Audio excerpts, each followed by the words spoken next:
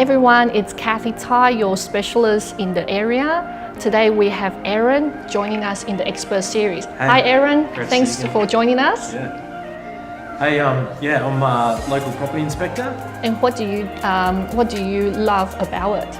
Well, I love getting out there and helping people. I really wanted to talk today about pre-listing or vendor inspections. I think it's an important thing which is a little bit underappreciated. It's not done as often as it should be, but it gives the vendor a lot of ability to negotiate better with the knowledge of any issues that's in their property before they actually list their property for sale. Sure. Can you talk about the three major problems that you see on a daily basis?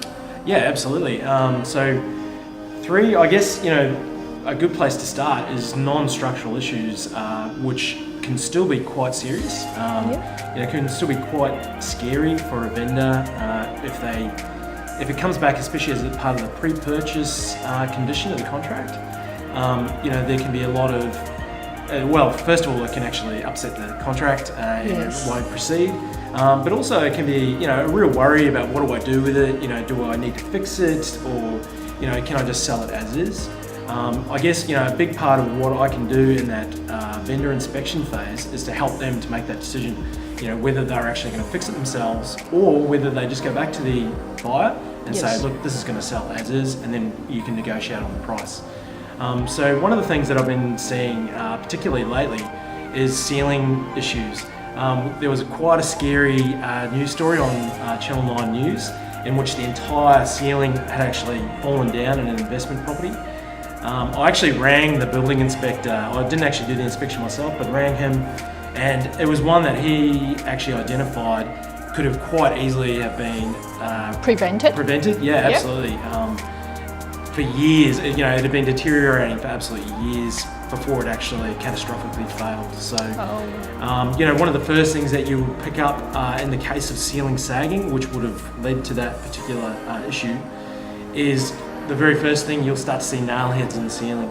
And that's a very minor issue, which could lead to, as we saw, quite a serious issue.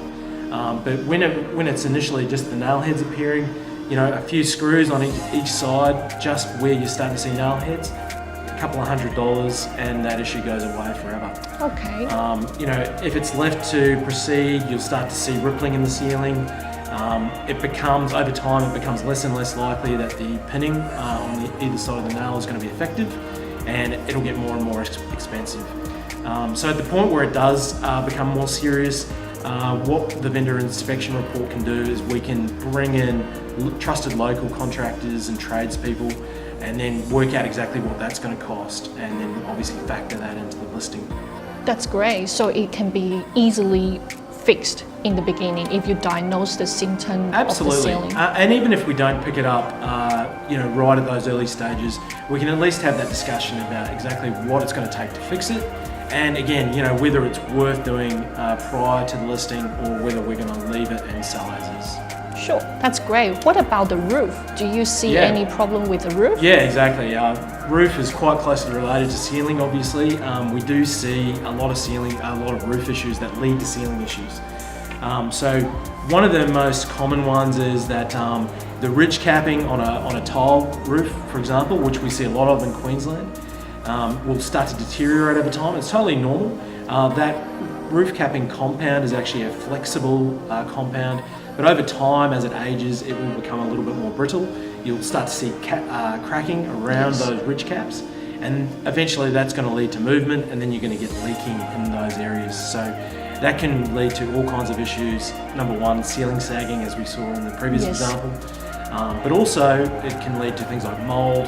Black mold is a major health issue, but also it can lead to rot and deterioration of structural elements. So a non-structural issue can quite quickly become a structural issue and cause more problems. So a quick inspection of the top of the roof, we're going to quickly find out exactly where there is cracking.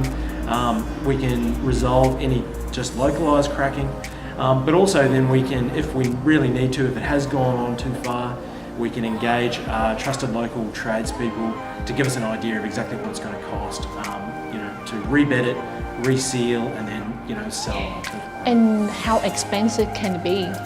If we catch it early, it's going to be, you know, the cost of a bit of bedding compound in a few places, a few $100s. You know, if it's gone too far, you know, we can sort of expect to pay maybe up to $3,500 to replace and reseat all those ridge caps, then reseal and repaint the entire tile roof. So it does become costly if you don't address it earlier. It certainly can, but you know, we can still address that in the report, you know, in a way that is clear that it can be. It's not a major issue. You know, we can certainly address it and move forward on the listing. That's great.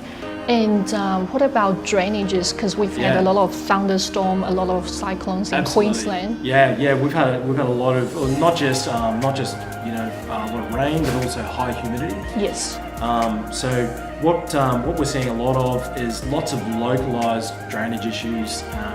Probably one of the most common ones is field gullies, which are the drain grates that you see around your backyard, Yes. filling up with gravel, filling up with grass, filling up with soil. All of those things are going to prevent sort of local water from draining away. Yes. Now, if that's near an external wall, that can cause all kinds of issues like subsidence in the external wall, and then lead to a structural issue like exterior cracking and things like that. But a lot of people, I mean, that's probably an obvious one. Some of the less obvious ones that are quite common as well, though, is AC drainage pipes. It's quite common for them just to be terminated next to the exterior unit of a split system, for example. Yes. Not a lot of people realise, though, that an average AC system can produce about 20 litres of water a day. That's a lot. Yeah, that's a lot, and it's effectively like tipping 2 full buckets of water down next to the wall of your home. And again, that's going to lead to issues like subsidence, but also it's going to lead to all kinds of other localised water issues. Another common one as well is hot water system leaks at what's called the TPR valve, the pressure relief valve. Again, those can be easily identified during an inspection, and they can be really easily and cheaply fixed. And same with the AC drain, you know, very cheap and easy to redirect to local stormwater. So, Oh, that's great. I've learned so much. yeah, great. I mean, I guess the main thing to take away in summary is that all of those issues, they are all based on local inspections that I've done recently. All the properties that these issues were identified on actually went on to sell at market. So we were able to either, you know, identify what we wanted to repair and engage local trades to repair those. But a lot of it was sold as is. You know, we put that into the report, we discussed it with the buyer, Yes. and the buyer was happy to negotiate and sell and purchase the property as is. So That's great. And that's for peace of mind for the seller and also Yeah. the buyer, knowing where the root of the problem is. Yeah. And also what will be the estimated cost in fixing those problems. absolutely, yeah, clear communication, everyone's on the same page and knows exactly what the next steps are and what they're going to get. That's great. And thank you for sharing all these insights. And I'm sure you've learned the 3 major common problems before coming onto the market, or even if you were not consider selling, it'll be good to know the health of your house. Absolutely. Thank you. Thanks, Kathy. Thank you, Aaron. Great. Thank you.